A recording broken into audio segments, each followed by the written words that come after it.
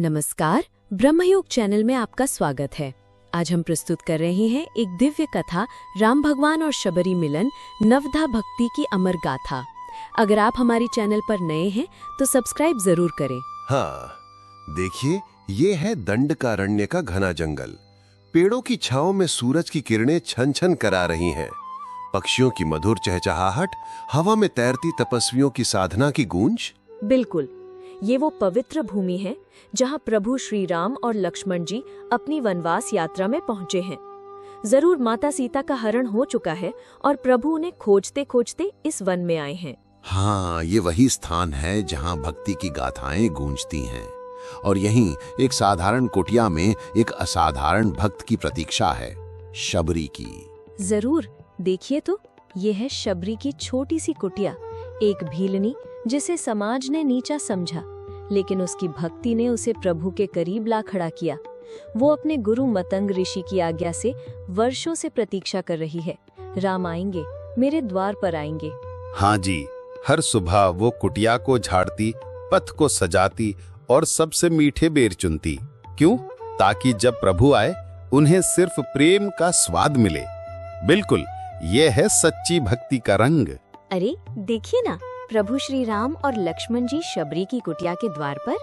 हाँ जी, जैसे ही शबरी ने प्रभु को देखा, उसकी आंखों से अश्रुधारा बह निकली। वह दौड़कर आई और उनके चरणों में गिर पड़ी। हे प्रभु, मैंने तो अपने जीवन को सार्थक कर लिया। मेरे नेत्र धन्य हुए। मेरे मन को आज परम शांति मिली। माते, भक्त के प्रेम से बढ़कर मुझे कुछ नहीं प्रिय। सरूर, उठो, मुझे अपनी भक्ति से सराबोर कर दो। ये है प्रभु का प्रेम। जहाँ भक्ति हो वहाँ श्री राम स्वयं आ जाते हैं। देखिए तो, शबरी ने प्रेम से भरे बेर अर्पित किए। हाँ जी, हर बेर को पहले चखा और जो सबसे मीठा था वही प्रभु को दिया। बिल्कुल, ये प्रेम का अर्पण था। लक्ष्मण, ये झूठे नहीं, प्रेम के बेर हैं। जरूर, इनका स्वाद अमृत से भी श्रेष्ठ है। शबरी की भक्ति ने इन्हें दिव्य बना दिया। हाँ जी, ये है भक्ति का चमत्कार। बिल्कुल, प्रभु के लिए भक्त का प्रेम ही सबसे बड़ा भेंट है। अब देखिए, प्रभु श्री राम शबरी को नवधा भक्ति का उपदेश देने जा रहे हैं। हाँ जी, ये वो अमर वचन है जो हर भक्त के लिए मार्गदर्शन है। प्रभु, कृपा करके मुझे नवधा भक्ति का उपदेश दीजिए। माते, सुनो ध्यान से। जरूर, ये नवधा भक्ति हर प्राणी को मुझ तक ले जाती है। प्रथम भक्ति, संतों की संगति। हाँ जी, संतों का साथ पवित्रता का बीज बोता है। जो सत्संग में रहता है उसका मन प्रभु की ओर मुड़ता है।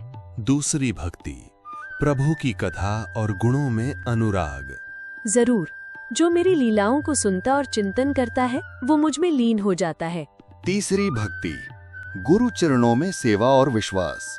हाँ जी, सच्चा शिष्य ही भक्ति का असली मार्ग जानता है। चौथी भक्ति, निर्मल वाणी से प्रभु का यश गाए। बिल्कुल, जो बिना छल के मेरा नाम गाता है वो मुझे प्रिय है।